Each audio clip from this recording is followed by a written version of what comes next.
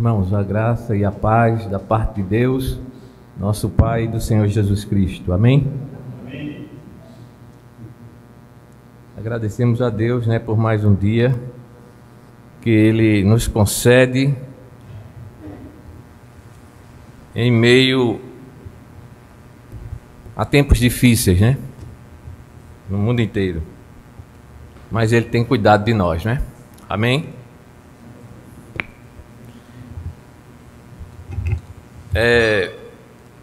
Foi lido o texto de João 14,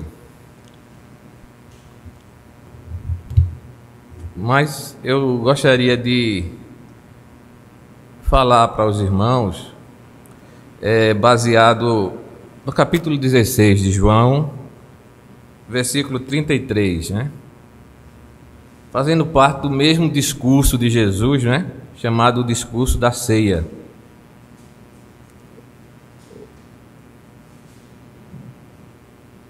Aqui no capítulo 16, no versículo 33, ele encerra o discurso da ceia e faz a sua oração intercessória, pelos seus discípulos e por todos aqueles que haveriam de crer nele. Então o texto diz assim: estas coisas vos tenho dito para que tenhais paz em mim. No mundo passais por aflições, mas tende bom ânimo, eu venci o mundo. Amém? Senhor nosso Deus, nós te pedimos a tua graça, a tua benevolência, a tua misericórdia para nós nesta noite. Que o Senhor se agrade falar aos nossos corações, iluminar o nosso entendimento, trazer alimento para as nossas vidas, descanso para as nossas almas cansadas e abatidas, para que em tempos difíceis possamos continuar firmes e constantes, ó Deus, na tua obra e na tua presença. Fala, Pai, aos nossos corações nesta noite, em nome de Jesus. Amém. Eu coloquei aqui, o cristão e suas aflições. Eu tenho dedicado algum tempo, para pensar em aflições, até porque Deus decretou meses de aflições para nós. Já disse também isso, que foi decretado meses de aflições para a vida dele, lá no livro dele, Então Deus decretou, e Jó via tudo da perspectiva de um Deus soberano, Deus decretou, não quer dizer que quem fez foi Deus, mas que Deus decretou permitir e consentiu, Então Deus decretou dias de aflições para nós, meses de aflições, e todos nós estamos sofrendo, Aqueles que trabalham estão sofrendo porque temem ficar doente. Aqueles que estão em casa ficam ansiosos demais, adoecem também por conta de estar ali, e vendo às vezes o noticiário só trazendo notícia de morte, Então, por isso que eu tenho dedicado algum tempo para ler livros assim, e trazendo textos que venha realmente trazer ânimo para nós, Aqui, irmãos, nós temos o nosso Senhor, Ele comemorando a sua última Páscoa aqui neste mundo com seus discípulos, Passou 3 anos a 3 anos e meio aqui neste mundo, A Páscoa era comemorada no mês de Nissan, que pelo calendário judaico religioso era o primeiro mês do ano. A preparação para a Páscoa era no dia 14. Jesus disse para os discípulos para que eles preparassem a Páscoa, E aí essa preparação era no dia 14 do mês de Nissan, que era a quinta-feira, mas a quinta-feira até 18 horas. 18 horas começava o dia 15, a sexta-feira. Assim era o calendário né, judaico, né? A passagem para o dia seguinte não se dava de meia-noite como o nosso, né? Era de 18 horas. Então a preparação da Páscoa era no dia 14, mas no mesmo, digamos assim, né, à noite eles iriam comer a Páscoa, né? E haveria a instituição da ceia. E aí também o discurso da ceia. E naquela mesma noite Jesus iria por Getsemane. E ali ele seria preso. E aí ele seria julgado pela madrugada, condenado e crucificado provavelmente às 9 horas da manhã. Então aquela noite, vamos colocar a noite da sexta-feira, né, em que realmente ele estava comendo a Páscoa com os discípulos. Na quinta-feira eles levavam o cordeiro lá para o sacerdote, né, para oferecer em sacrifício e entregava para eles assar o cordeiro. Nenhum sacerdote era dispensado na quinta-feira, porque era muito trabalho. Aquela noite foi a noite que eu acredito mais triste do nosso Senhor Jesus Cristo aqui na terra. A noite em que ele seria o quê? Ele seria traído, né? Ele seria preso como um malfeitor, como se fosse um malfeitor. Ele seria abandonado pelos discípulos. Ele teria um julgamento injusto pelo Sinédrio, um julgamento covarde, né, pelos romanos, e às 9 horas ele seria executado, ainda que haja teólogos que colocam 6 horas, outros 9 horas, outros até meio-dia. Eu prefiro ficar em 9 horas. Jesus aqui está profundamente triste diante da expectativa, né, do cálice amargo que ele estava por beber, né, pelos nossos pecados. Algumas pessoas acham que o que Jesus temia era a morte física, é porque a morte de cruz era realmente desumana, era uma morte horrível, era a morte para os piores malfeitores da época, era uma morte e até na perspectiva judaica era de maldição. Mas a gente começa a pensar, né? Quantas pessoas morreram sem ter essa reação, né? Que alguns dizem que Jesus tinha medo da morte. Não era a morte física que ele temia. Sócrates não teve medo. Ele foi condenado por estar influenciando os jovens a fazer coisas ruins, né? Segundo o pessoal da época, né? Que ele estava, digamos assim, tirando os jovens, né, da linha, ensinando coisas que desviariam os jovens, né, de uma boa conduta, tal, alguma coisa assim.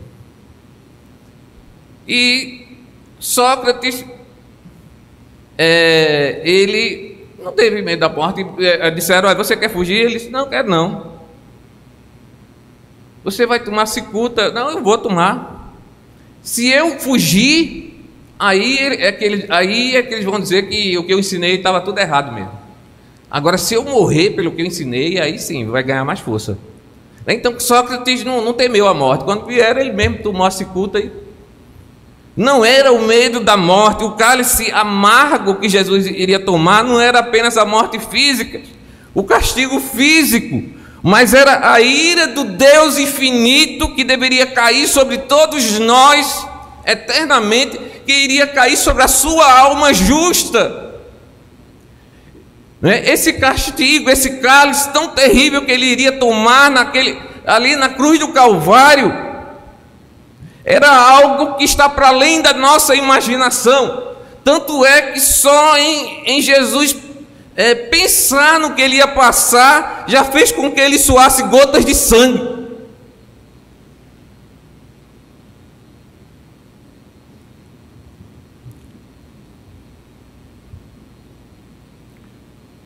No entanto, Cristo parece, em algum momento aqui, Cristo parece ele esquecer dele próprio e tenta consolar seus discípulos, né? Ele estava numa aflição, ele é que ia sofrer muito mais, ele é que ia tomar um cálice amargo né, tão amargo, não é? E não deixaria nenhuma gota para nós. Mas ele parece o quê? Ele parece estar mais preocupado com seu rebanho, com seus discípulos, que também iriam passar por grandes tribulações e tentações ao verem o seu pastor ferido, né, sendo tirado deles. E aqui nós temos, né, no discurso da ceia, o capítulo 14, Jesus essencialmente, né, basicamente, ele consola. No capítulo 15, ele admoesta, essencialmente, né, ele admoesta, não é? Ele chama a atenção dos discípulos, ele faz dá alguns avisos para que eles se preparassem, tal. Chama a atenção realmente dos discípulos sobre o que eles iriam enfrentar. E aqui no 16 ele faz mais predições. Tanto é que ele vai é o capítulo em que ele vai dizer: olha, eu vou, mas enviarei o Consolador. E aí ele fala sobre o Espírito Santo que iria estar com os discípulos, não vos deixarei órfãos, né? Mas ele voltaria. E aí ele fala sobre o Espírito Santo e já dizendo tudo o que iria acontecer para os discípulos. O outro Consolador, né? Aqui nós temos, irmãos, nesse último discurso de Jesus para os seus discípulos, né, que chamam também o sermão de despedida, nosso Senhor tentando confortar os seus corações a enfrentarem a sua dolorosa perda, temporária, mas decisiva para os discípulos, pois todos ali seriam provados, peneirados e se sentiriam abandonados. Não é? Jesus chegou para Simão Pedro e disse: Simão, Simão, eis que Satanás vos pediu para vos peneirar como trigo, mas eu roguei por ti, para que tua fé não desfaleça. E tu, quando te voltares, anima teus irmãos. Então, veja que o diabo disse para Jesus: olha, sabe o que vai acontecer? Os teus discípulos, porque naquela época eles pegavam o trigo, aí colocavam numa peneira assim, aí jogavam o trigo para cima, aí o vento passava, levava a palha e o trigo descia. Para separar a palha do trigo, eles faziam essa técnica, né? Aí jogava para cima os grãos, né? Aí o vento passava e levava a palha. O que Satanás estava querendo dizer é o seguinte: eu vou jogar para cima os teus discípulos e eles vão voar tudinho. Ou seja, eles vão apostatar. Eles não vão aguentar isso.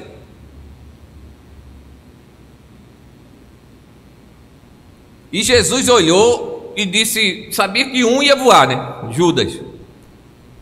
E ele não rogou por Judas, mas rogou por Pedro e pelos demais discípulos. Então os discípulos realmente seriam provados, né? Naquele momento, seria um momento de provação para todos. Mas aqui nós vemos a ternura do coração do nosso mestre, né? Ele é que seria traído, preso.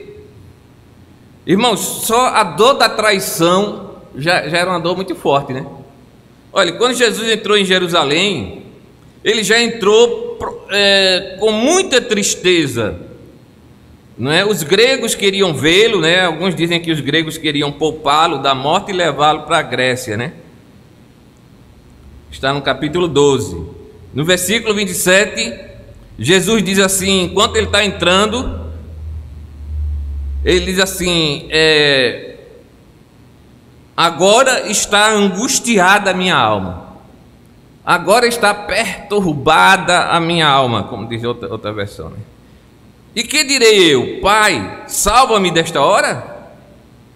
Mas precisamente com este propósito eu vim para esta hora. Quer dizer, Jesus já entra em Jerusalém chorando, como diz no outro evangelho, já entra com o coração completamente triste. O interessante, irmãos, é que na ceia, quando Jesus ele anuncia o traidor, isso só está aqui em João, capítulo 13, versículo 21. Ditas estas coisas, angustiou-se Jesus em espírito. Ele já estava angustiado. desde que ele entrou em Jerusalém. Mas para anunciar o traidor, veja o que acontece. Ele angustiou-se, ele usou aquela mesma palavra lá, né? Que ele disse, meu espírito está perturbado, né? Ele usou aquela mesma palavra. Então ele angustiou-se novamente em espírito e afirmou: em verdade vos digo que um de vós me trairá. É interessante que tem uma versão, não é, que diz o seguinte, uma versão da Sociedade Bíblica Batista, eu acho, que ele coloca assim, eu tenho essa Bíblia em casa, né? Ditas estas coisas, Jesus soltou um gemido e disse...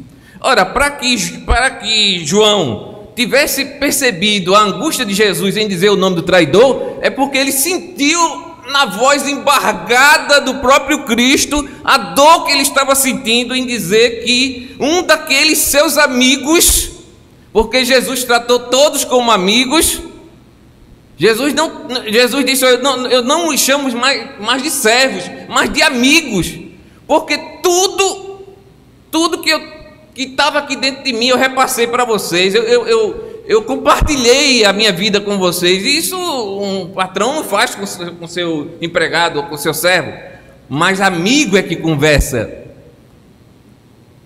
E agora eu vos chamo amigos, né? É por isso que quando Judas veio, né, Jesus disse: amigo, a que vieste? Ele: salve, mestre, né? A saudação romana, né? Salve, mestre. Aí Jesus disse: amigo, a que vieste? E ele beijou a Jesus para identificá-lo, né? E Jesus disse: Judas, com um beijo tu traz o filho do homem?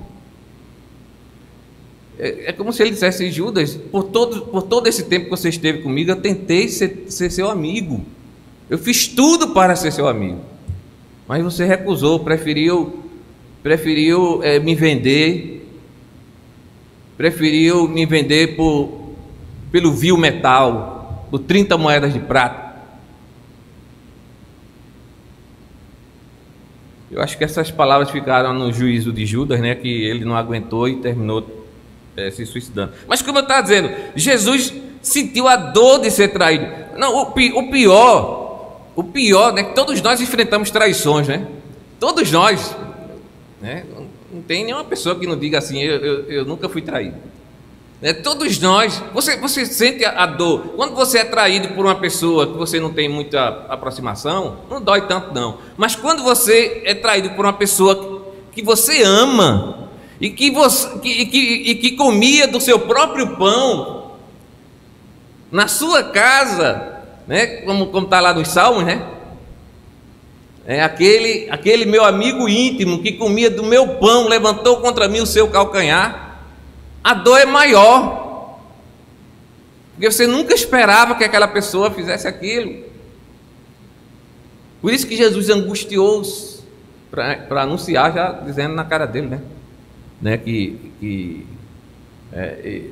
quantas vezes a gente olha para trás e diz assim: até tu, Brutus, né?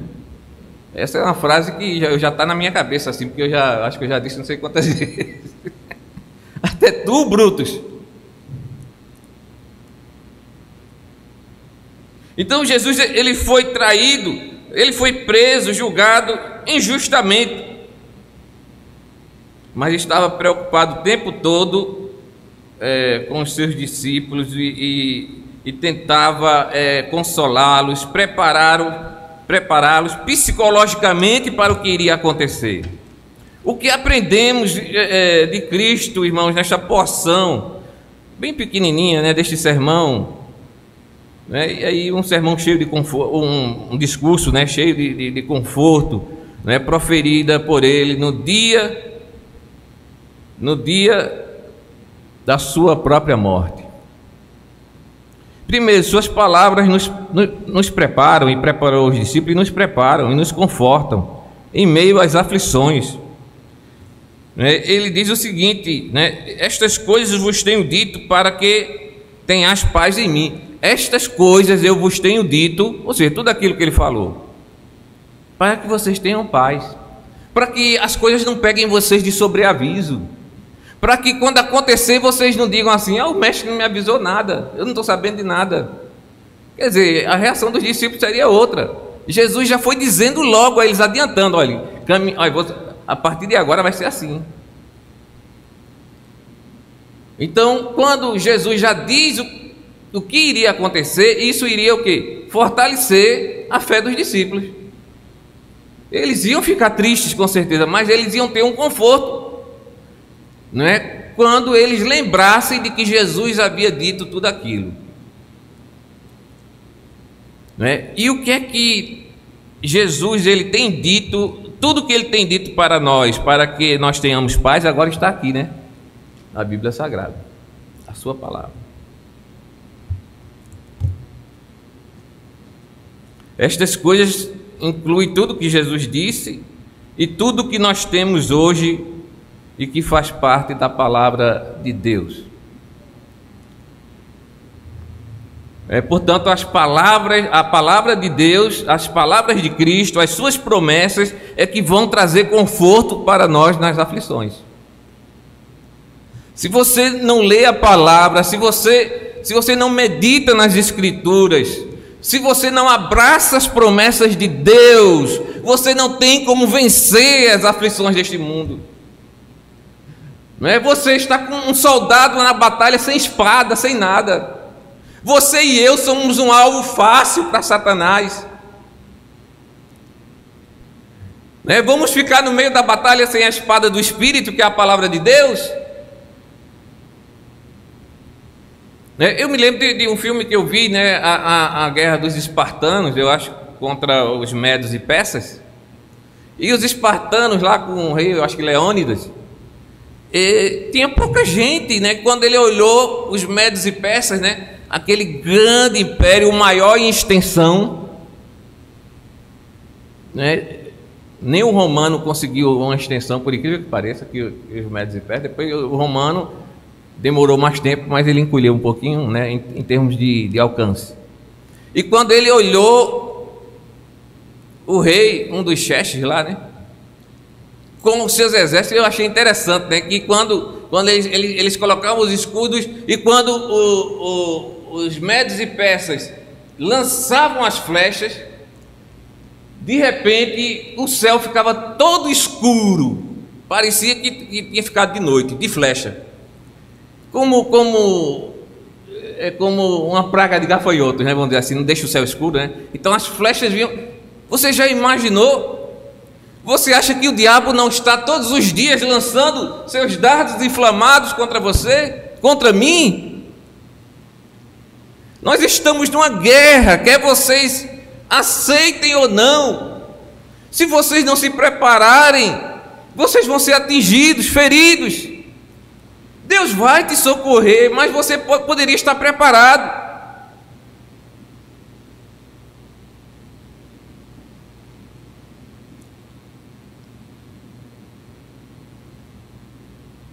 Então a palavra de Deus, né, só tem uma forma,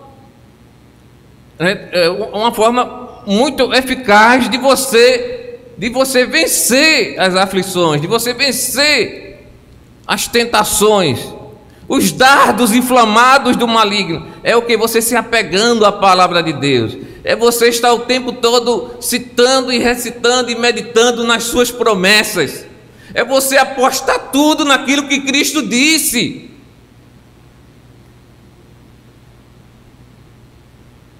Pedro, ele traiu Jesus também, de certa forma, né? Não só foi Judas. Porque negar que conhecia Jesus é uma traição. Não foi como a de Judas. A de Judas, né, havia dolo, porque Judas planejou passo a passo, né, a forma, né, nos mínimos detalhes, né, de como entregaria Jesus, né? Uma coisa planejada. Pedro é o que a gente chama de pecado por queda. É aquela coisa que pega você de repente. A tentação se apresenta de repente assim, e você não está preparado para aquilo. Porque quando Jesus disse para ele orar lá no Getsemane, ele ficou dormindo, aí não vigiou nada, né? Então quando ele saiu, que alguém veio falar com ele sobre Jesus. Eu não conheço. Mas foi assim, de repente. Pedro amava Jesus. Só que Pedro era muito autoconfiante. E em meio aos sofrimentos que nós enfrentamos aqui neste mundo, o maior perigo é o da autoconfiança, ou de buscar autoajuda, né? Como se diz, né? Se você for por esse caminho, você estará perdido, você vai fracassar, né? Pedro, ele dizia: não, nunca, jamais eu te deixarei.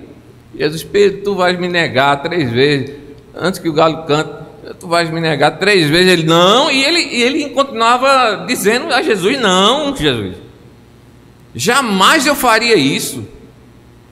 Ou seja, ele era autoconfiante, ele achava que ele era muito forte. Só que por mais forte que você seja, se você não confiar em Deus, se você não confiar nas promessas da palavra de Deus no momento da aflição, se você confiar na sua própria força, você cai.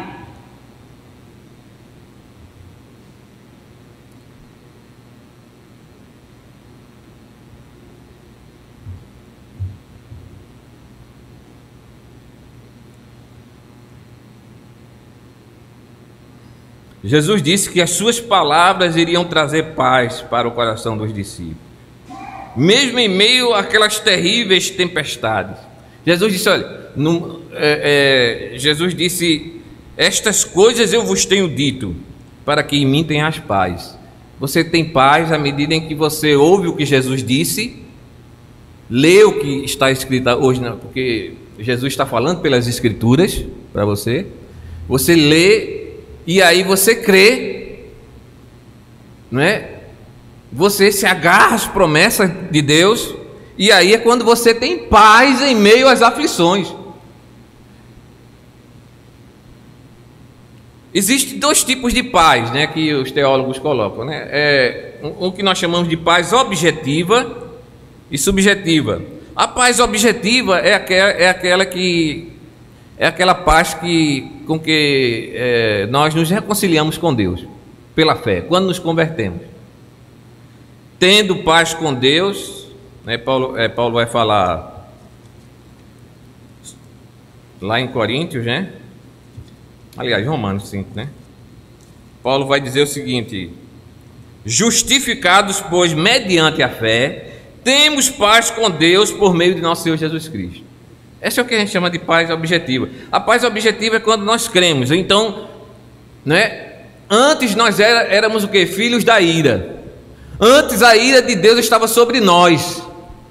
Como João diz lá, né? Aquele que não crê no Filho de Deus, né? Sobre ele permanece a ira de Deus, né? Está lá no início de João, né? Então, quando nós, que éramos inimigos de Deus, quando nos convertemos, nós passamos a ter paz com Deus.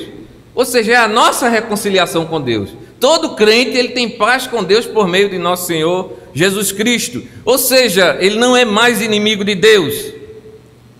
Ele agora é um servo de Deus, ele é um súdito obediente do reino de Deus. Ele possui a vida eterna, né? Mas a paz subjetiva já se trata muito mais do conforto e da segurança que Deus nos dá em meio às lutas.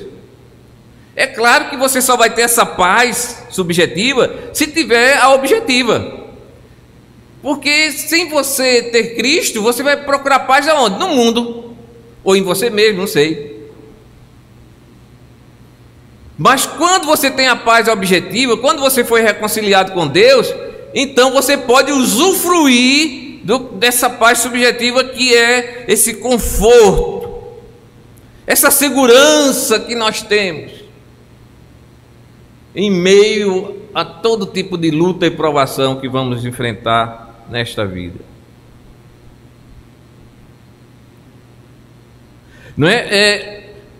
A paz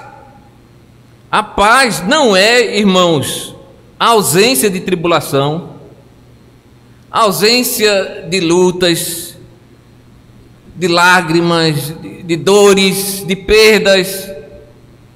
de tempestades na nossa vida, não. Nós temos paz em meio a tudo isso. Paz é a ausência de desespero. É aquela coisa, né, que quando a pessoa não crê e quando a pessoa está com uma fé, às vezes até muito fraca, até um crente pode se desesperar. Pode perder essa paz subjetiva, mesmo não perdendo a objetiva. Você está entendendo? Mas ele pode perder essa paz aqui por um momento em que a sua fé oscilou. Não é? Pedro perdeu essa paz, aí ele negou a Jesus e ficou chorando a noite toda, tal, ficou triste e será se o Senhor vai me aceitar de volta, aquela coisa, né? Então todos nós podemos, em algum momento, né, em que nossa fé oscila, nós podemos perder essa paz. Não deveríamos, né? Às vezes a gente passa por lutas que parece que o diabo apaga a Bíblia toda da cabeça da gente. É que a gente procura um versículo assim e para encaixar no problema da gente, a gente não encontra.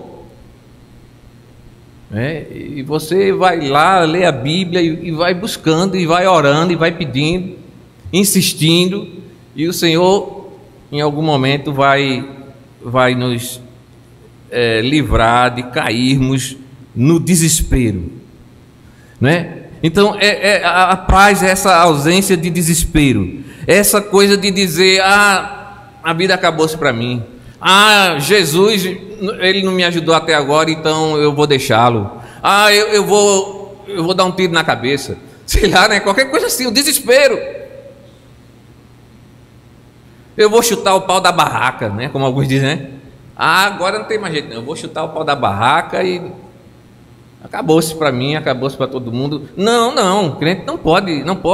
O desespero, até na confissão de fé de Westminster, diz que o desespero é pecado.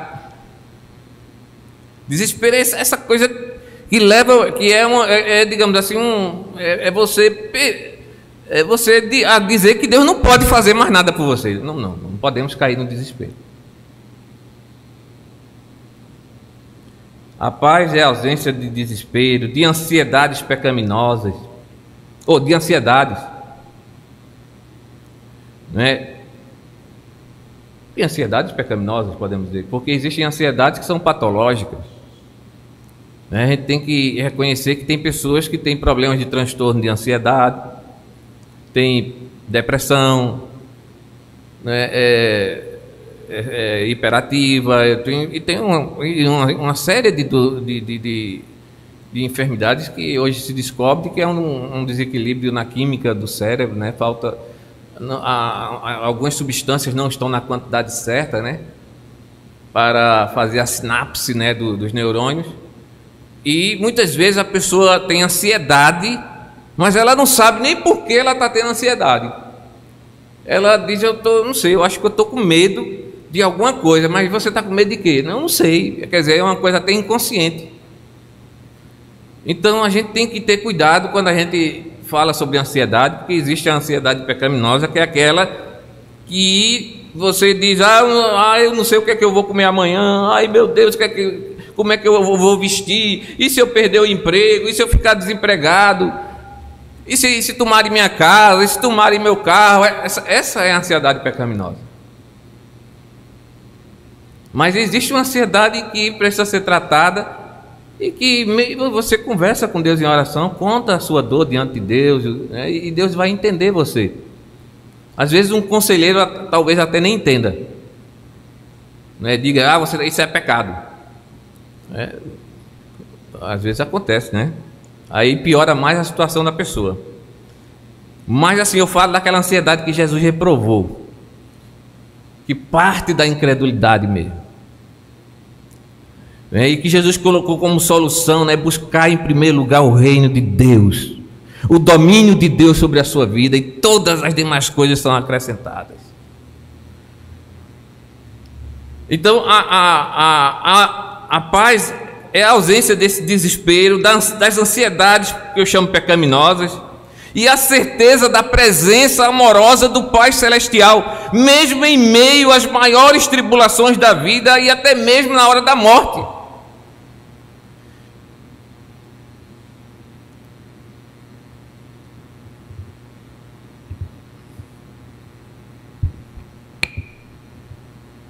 Esta paz resulta o quê? Da contemplação das promessas graciosas de Deus.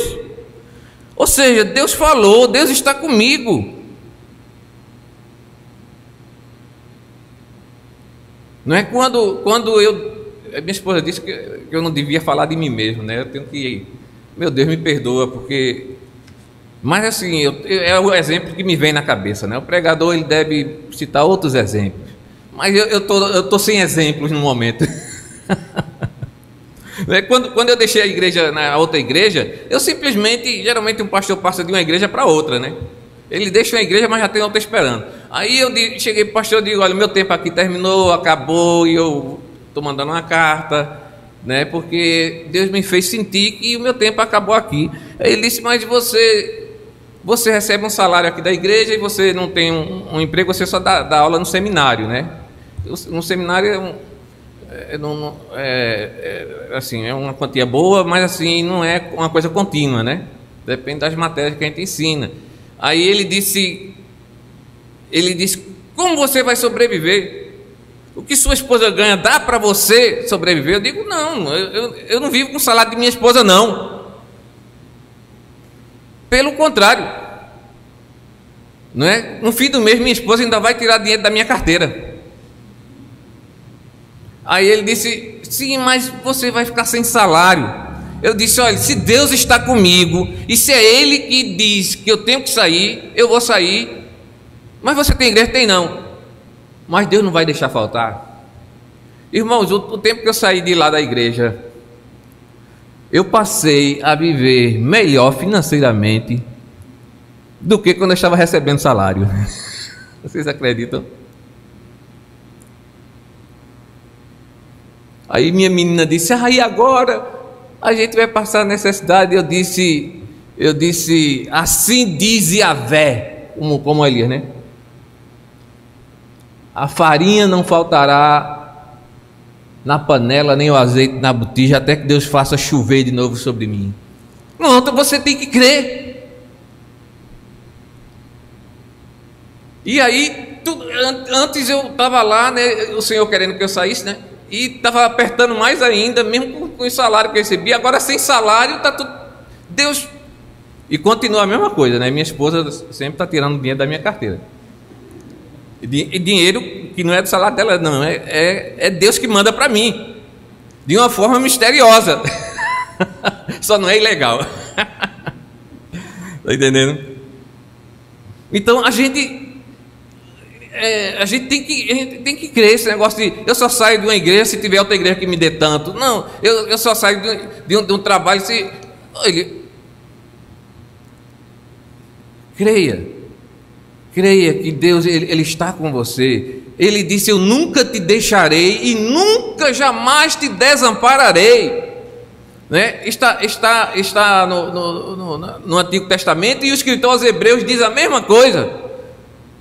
Agarre-se nas promessas de Deus, que você vai ter paz em meio às aflições, às lutas desta vida.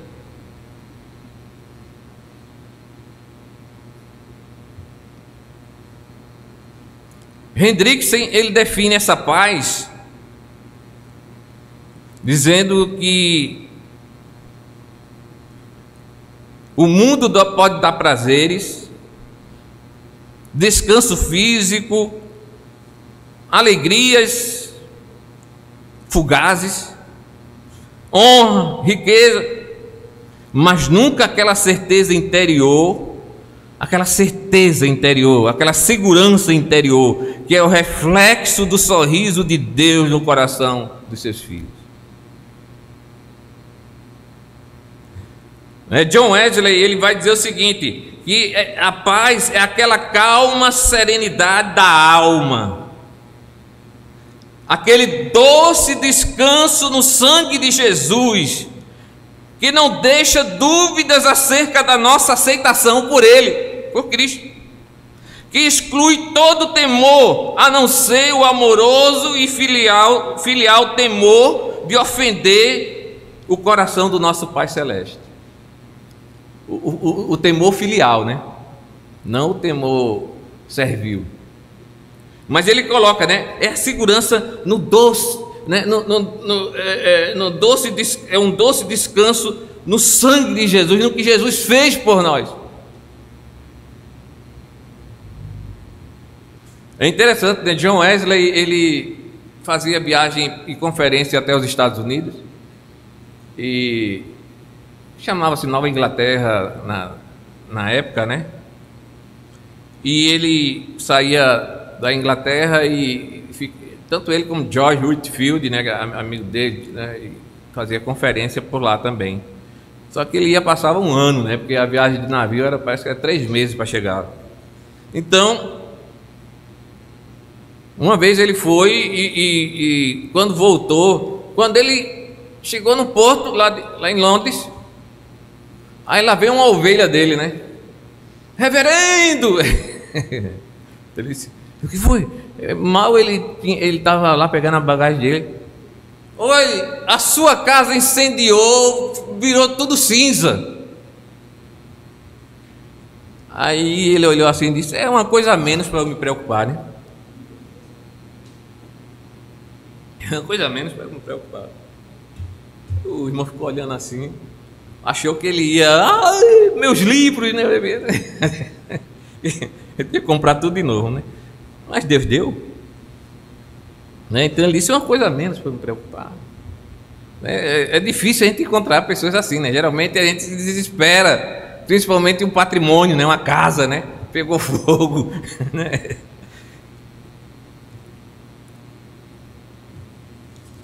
É interessante que Hendriksen, ele faz uma comparação entre o cristianismo e aquelas duas correntes, né? O epicurismo e o estoicismo, né? Os estoicos diziam, né, que eles conseguiam a paz se livrando de coisas ou de pessoas, de sentimentos, ou fazendo exercícios para se tornarem insensíveis, para que o que acontecesse eles nem... Aí morreu tua mãe, morreu teu pai, morreu teus filhos, e ele, não, tá certo. Eles treinavam, né? Faziam exercícios para se tornarem insensíveis à dor e ao sofrimento. Expulsava qualquer coisa, se livrava de qualquer coisa.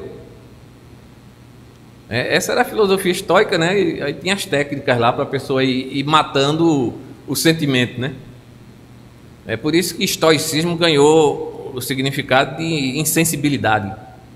Diz assim: aquele é um conselheiro estoico. Aí diz, já sabe, aquele conselheiro ali ele é insensível. Se você for, ele vai dizer que tudo é pecado, né? Não vai consertar nada em você. Então, já os epicureus, eles já tinham um pensamento contrário, né? Os epicureus já procuravam o prazer, né? Mas o prazer para ele era tudo aquilo que não perturbava a sua alma. Se eles pudessem usufruir de alguma coisa que não trouxesse perturbação para a alma, eles usufruíam, eram hedonistas nesse sentido, né? Mas o interessante é que eles diziam assim: olha, não se perturbem, porque os deuses, se é que existem, não se importam com vocês. Ou seja, para os epicureus, para eles terem paz, era necessário que os deuses ou não existissem, ou se existissem, não ligasse para eles. Ou seja, para eles, os deuses é que complicavam a vida dos homens. Enquanto que nós não, para nós o nosso Deus é quem nos ajuda, é quem nos fortalece, é quem nos sustenta. Eu gostaria de desafiar todos nesta noite, né, a buscarem conforto no pastor, no sumo pastor das nossas almas, né, que é Cristo. Ele está disposto a nos confortar, né? Junte a sua fé com as Escrituras, leia a Bíblia, não é? Ame as Escrituras, a ponto de você, da palavra de Deus, se tornar carne da sua carne e ossos dos seus ossos. Ou seja, algo que você não possa mais separar de você, né? Firme-se nas promessas da palavra de Deus, e Ele te dará graça e força para vencer qualquer que seja a tribulação. Em segundo lugar, aprendemos que a caminhada do cristão aqui no mundo, né, Jesus ele era muito honesto, né? Ele disse que não eram algumas aflições, mas muitas aflições. né, que a vida seria cheia de armadilhas, seria cheia de angústias, seria cheia de apertos, de ciladas. Por isso que eu digo, né, nós estamos numa guerra. Paulo diz que a nossa luta não é contra o sangue e a carne, mas contra os principados e potestades, contra os dominadores deste mundo tenebroso, contra as hostes espirituais da maldade na região celeste. Né? Mesmo uma luta que você esteja enfrentando, que, digamos, você está enfrentando uma enfermidade e que você não sabe se vai ficar bem ou se não vai ficar bem, né? É uma provação que você está passando, é uma luta, você precisa confiar em Deus. Mas além dessa provação, ainda vem o diabo dizer para você que não, Deus não vai fazer nada por você, não, nem espere e tal. Quer dizer, sempre, todas as lutas que nós passamos envolvem também uma guerra espiritual.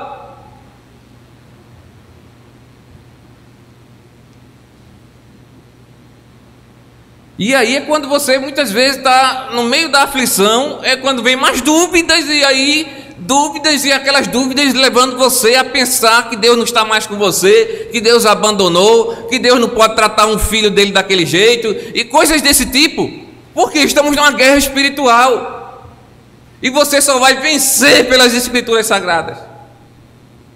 Você só vai ter paz se você disser: Deus está comigo, ainda que eu não perceba, ainda que eu não sinta, mas Ele disse, e Ele é digno de toda confiança, de toda a minha confiança.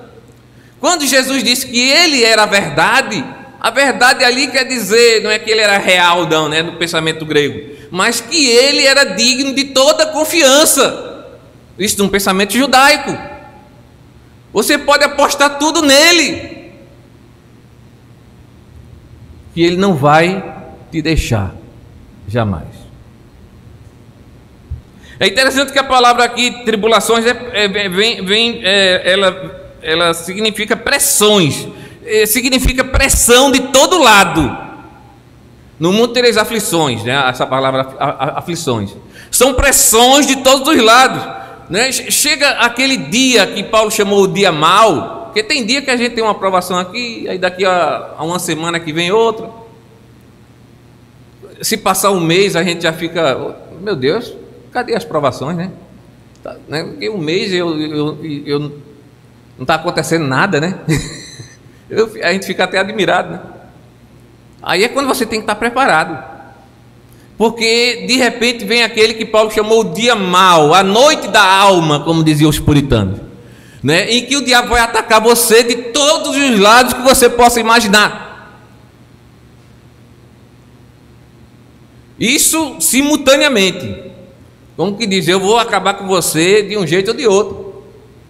E se você não estiver firme no Senhor e na força do seu poder, você pode não se dar muito bem nesse momento. Mesmo assim, Jesus ele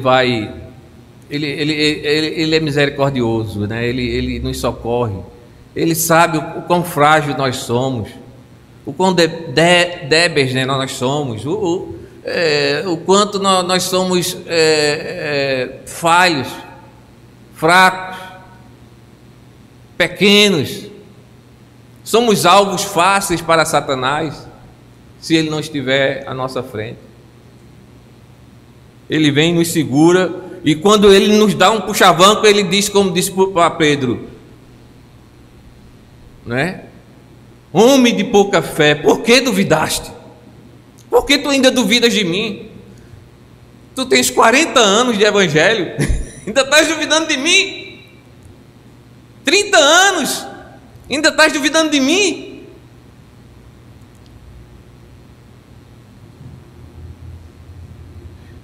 O interessante é que as aflições, elas nos ensinam a depender totalmente de Deus. A gente poderia estar aqui na terra e Deus facilitar a vida da gente. Como eu já falei um dia, né? Dar um foro privilegiado para a gente, aquela coisa, né? Mas aí, não, pelo contrário, o crente passa mais aflições do que as pessoas aí fora. Por isso Jesus disse: olha, o mundo vai se alegrar aí enquanto vocês vão estar tristes, mas outra vez eu vos verei e vós vos alegrareis, e essa alegria ninguém poderá tirar de vocês. Então, quer dizer, o mundo, né, por isso que algumas pessoas ficam se comparando, porque a pessoa não é crente e se dá bem em tudo.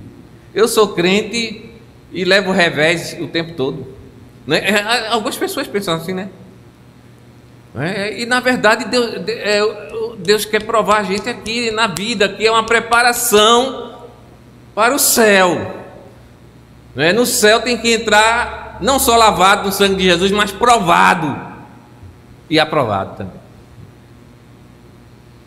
Até porque o juízo de Deus começa por nós, já que nós não vamos estar, nós não iremos para o inferno, né, o juízo eterno.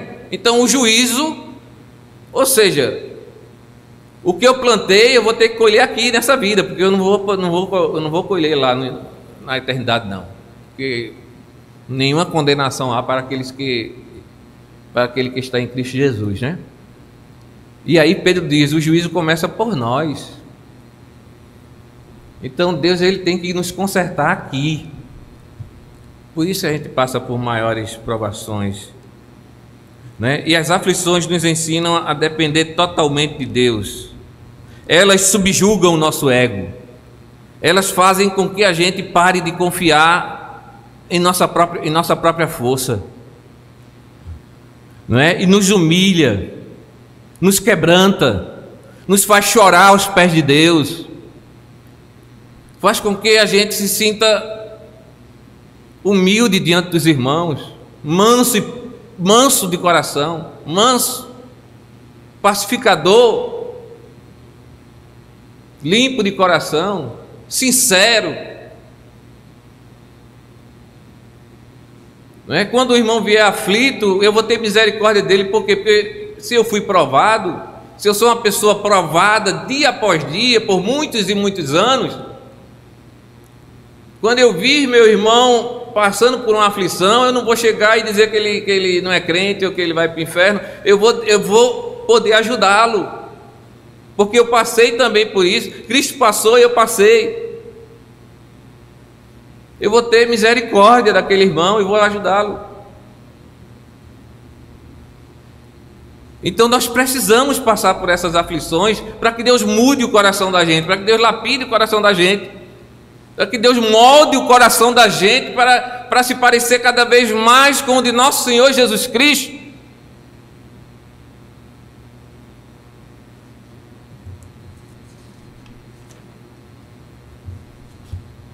Aprendemos, em último lugar, 3 pontos, né, como todo presbiteriano, né, como a maioria, né, que com Cristo nós seremos mais que vencedores sobre todas as nossas tribulações. Ele vai dizer: mas tende bom ânimo, eu venci o mundo. Veja a forma gloriosa como Cristo encerra o seu discurso.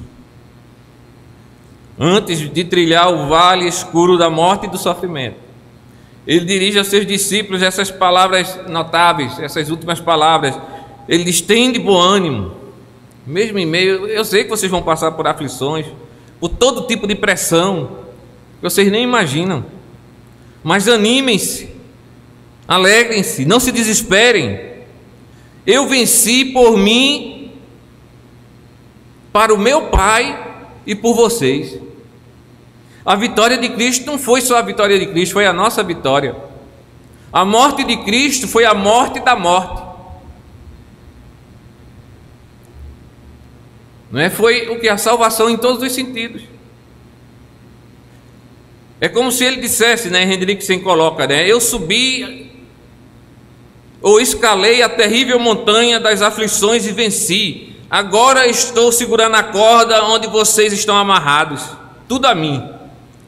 Podem escalar. É como se ele tivesse escalado a montanha mais terrível que existe, né? E aí ele joga a corda e todos nós estamos amarrados nesta corda, né? Eu venci, eu cheguei no pico da montanha mais alta que existe.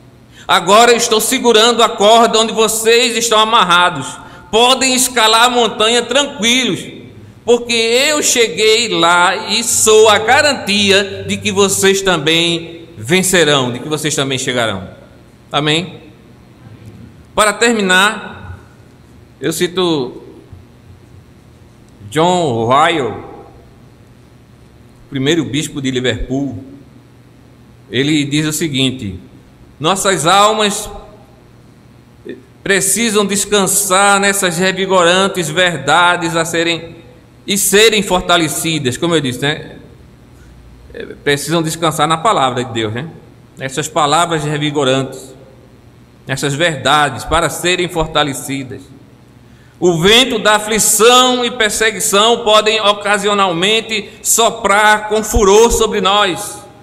No entanto, somente permitamos que elas sirvam para nos aproximarem mais de Cristo. Você só vai fazer isso quando você deixar a autoconfiança para confiar em Cristo. As tristezas, dificuldades, perdas e desapontamentos desta vida podem nos fazer profundamente abatidos. Porém, devemos permitir que estas coisas tornem mais intensa a nossa dependência de Cristo. Quanto mais você estiver clamando na presença dele, melhor. Por isso que ele deixa mesmo que a aprovação venha, que é para você clamar, que você precisa dele. E às vezes você e eu nos esquecemos disso.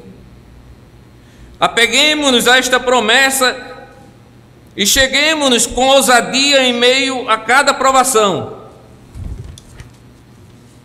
junto ao trono da graça, a fim de obtermos misericórdia e graça em ocasião oportuna. Sempre digamos: por que estás abatida, ó minha alma? Por que te perturbas dentro de mim? Espera em Deus, pois ainda o louvarei, a Ele meu auxílio e Deus meu. Salmo 42:5. E confessemos ao nosso gracioso Jesus: Senhor, não me disseste, tende bom ânimo? Senhor, faze como disseste e concede-nos bom ânimo até o dia final. Amém? Que Deus aplique a sua palavra em nossos corações nesta noite.